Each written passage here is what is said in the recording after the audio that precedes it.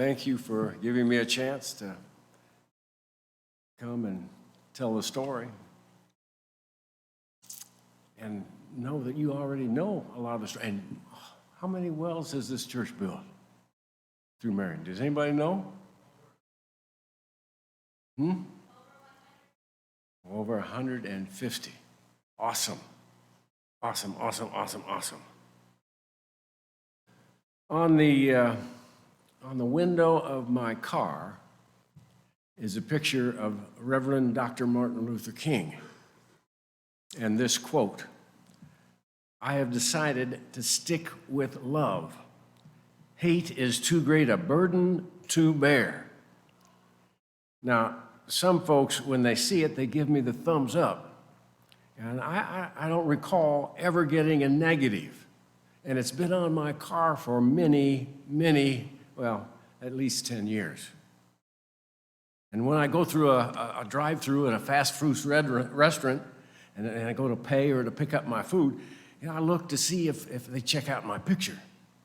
If they do, I ask them if they like it. They always say yes, usually enthusiastically. I then tell them that I took that picture of Reverend King in Selma, Alabama in 1965, a week after Bloody Sunday.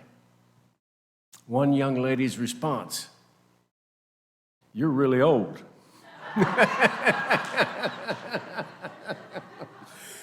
Yes, I guess I am. How in the world did that happen? How have I lived so long? Love your neighbor as yourself. Not just love your neighbor. Jesus says loving your neighbor as yourself is like loving God, the first and greatest commandment. It's not a suggestion. It's a commandment. This means, as the Reverend Dr. Martin Luther King said, I must not ignore the wounded man on life's Jericho road because he's a part of me and I'm a part of him. His agony diminishes me and his salvation enlarges me. In John 21:15 and 16, Jesus says to Simon Peter, "If you truly love me, feed my lambs, feed my people. If you truly love me, take care of my sheep, take care of my people. If you truly love me, reach out to your neighbor and love him as yourself."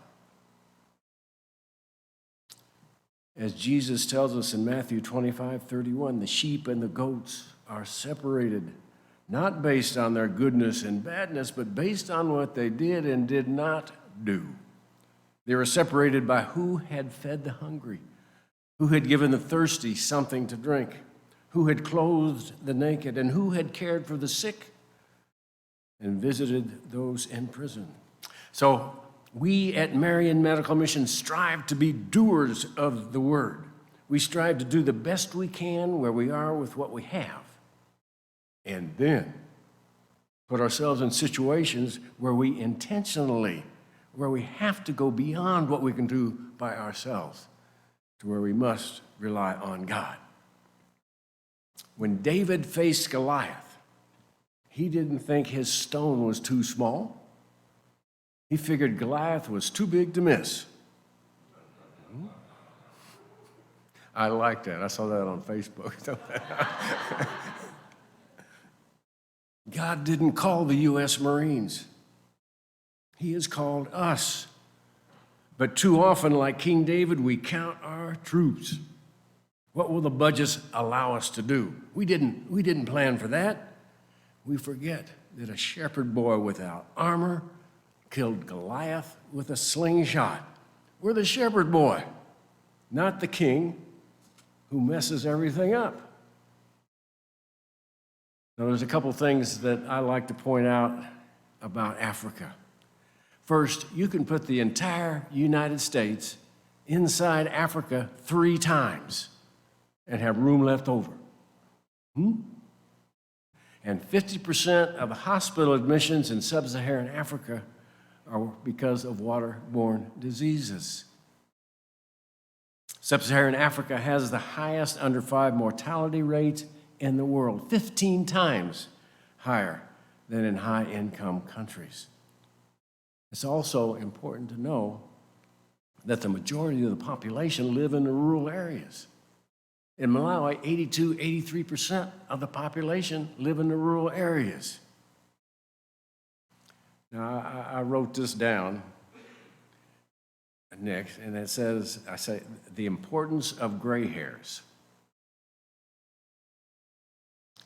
The importance of gray hairs is overlooked, and many times the gray hairs have lost direction.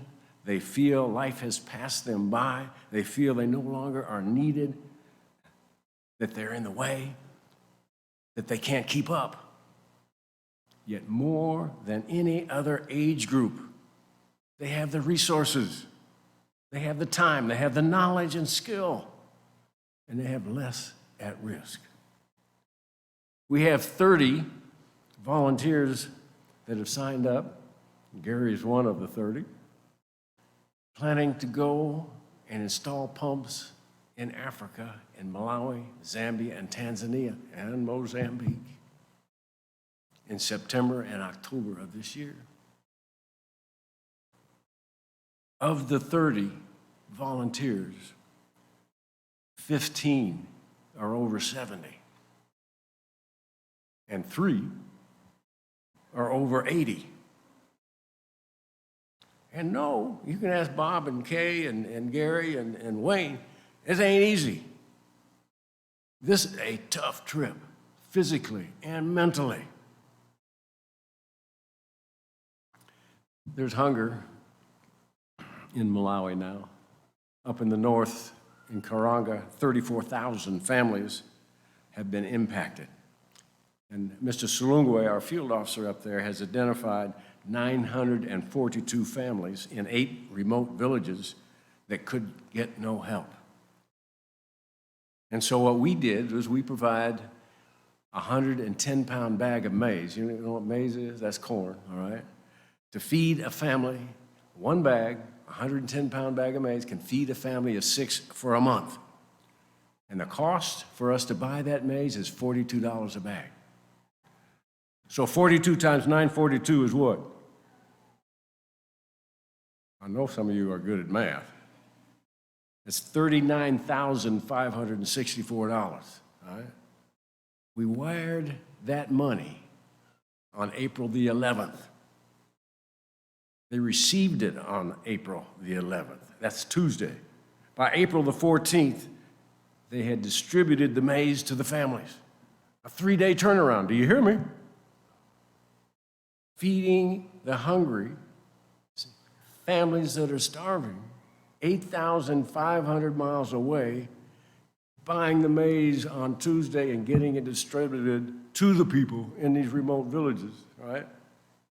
By Friday, 3 days. You also have to understand timing is crucial, and I can tell some stories of some big NGOs during a famine. They showed up 2 years later with their food. A lot of good that did. In fact, it did more harm than good. They're dumping out maize and food, messing up the farmers that are back just now, gotten back. Anyway, never mind. Anyway, timing is crucial when the hunger is there. And the other thing to know is that we are, in the next couple of weeks, we're going to provide another 942 families with more maize. So that means that there's an opportunity for y'all to feed a family for a month for $42. And I've got pictures somewhere that I already received from Mr. Kosa showing the maize being distributed a week ago. And Mr. Kosa twice, when he told, oh yeah. Jay, that's wonderful. Thank you for that. That's Mr. That's Mr. Kosa, y'all. Anyway, that, so anyway, we've got another 39,000 we need to raise, and we'll probably be buying that maize in the next couple of weeks. Think about it.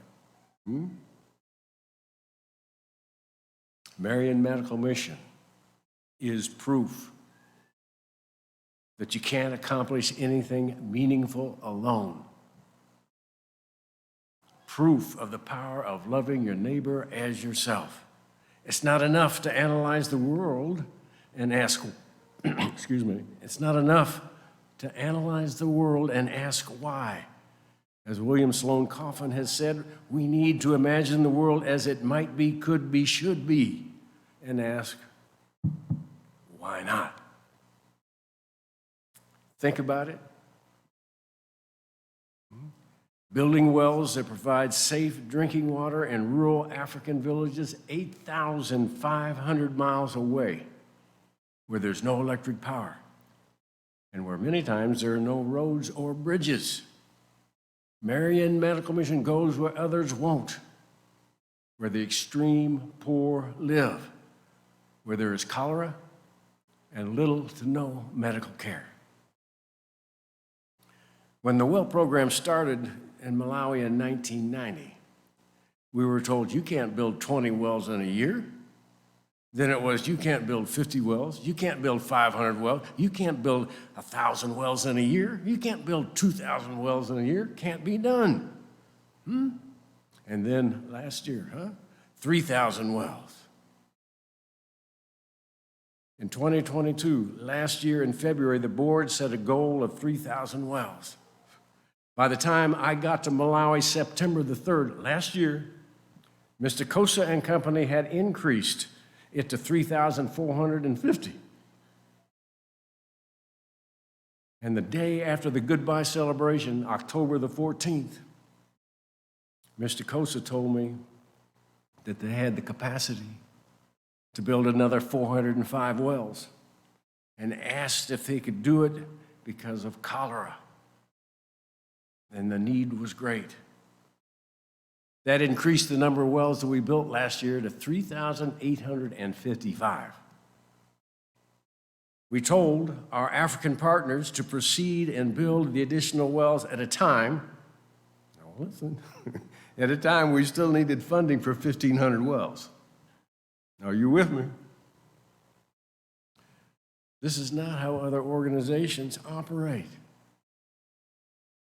How many other NGOs, the United Nations, whomever, would be willing or able to increase the number of wells they plan to build by 28.5% by adding 855 wells? What other organization could make the decision immediately, on the ground, in the moment, and have the infrastructure in place to do it? Our wells mean the children will no longer die from waterborne diseases. Our wells mean the people will be healthier and able to work longer in their fields producing more food. And that means what? Less starvation. Not just the year the well is built, but the next year and the next year and the next year. Over the last 32 years, Marian Medical Mission has built almost 50,000 wells, providing an estimated 5 million people with a sustainable, and that's the crucial word, sustainable source of safe drinking water. And in each and every village, the village people are told their well is special because Christians in the United States shared the love of Jesus with them at each and every village. Now, what do these people think about Christianity? Their children will no longer die. They're going to be healthier. What do they think about Christianity? And what do they think about the United States? Sharing the love of Jesus is the best defense against war and terror. But we forget. Too often trusting more in the sword than in the cross. Marian Medical Mission story is one that defies the logic of the secular world. The cost to build a well, $450. And this is a higher quality well than we built in the 1990s for $500. Think about that. The other thing is, I think sometimes we study the problems too much. We make them too complicated. And we end up with what Dr. Martin Luther King called paralysis of analysis. If people need water, you dig a well. Don't study it to death. Pick up a shovel. A Marian Medical Well, Mission Well, represents self-help. The village people do what they can. The village people make the brick, and they provide the stone and the sand. They provide the unskilled labor. A Marian Medical Mission Well is one that uses the talents of the Africans. The Marian Medical Mission Well, and this is key, is building a well that the extreme rural poor can maintain, and one that they can afford to maintain. The impact of this self-help program has been dramatic. Its importance cannot be overemphasized. Self-help means that people get up off their knees. Self-help frees people. Who else can show this kind of success? Are we awesome or what? Careful. Careful. It is not us, lest we forget. It is God working through us. Too often we find ourselves saying, hold on, God, just a minute, let me count my troops. Let me see if I can do this. Hello? The point is, let's be clear, we cannot. We are in way over our heads, beyond what we can do by ourselves. Yet understand, this is where God has called us to be, so His light shines brighter. If we forget and think that we are the ones doing it, we become like most other organizations, and we will no longer participate in the impossible. And we may find ourselves like the Israelites wandering around in the desert for 40 years.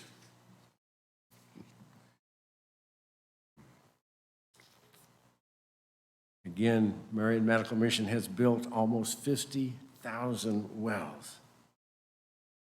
And we build them where the rural poor are, where no one else will go. Also know that 100% of all designated donations go to their designated purposes. And 100% of all undesignated donations go to the mission field without the cost of a stamp being deducted. This well program has brought people together. The extreme poor, the not so poor, the wealthy, black people, white people, Americans, Africans, white collar, blue collar, college professors, and those who have never attended school. God's creation, this is an example of what is right in the world. It's an example of what can happen when God's people come together. This program is a part of each of us, the beloved community that spans the globe. This is a story that the world needs to hear. Pray. Tell the story to your friends and your neighbors. Go to Africa and see for yourself. You would be most welcome. Buy a well for $450. We'll send you a picture of it, right? What you do speaks so loud I can't hear what you say. Only together can we be who God created us to be. And when you pray, move your feet. I have a dream that one day every valley shall be exalted and every hill and mountain shall be made low. The rough places will be made straight, and the glory of the Lord shall be revealed, and all flesh shall see it together. The Reverend Dr. Martin Luther King. And somewhere I was supposed to show a video. And I missed it. I don't know where it went to. I have some pictures. I don't know how much time we got. We got time to show about 3.5 minutes. These are pictures of wells. Almost all of the pictures after the first 6 are all pictures that I took myself in September and October last year. Now, the first 6 I took various other times, but almost all the pictures were taken in September and October of last year by me.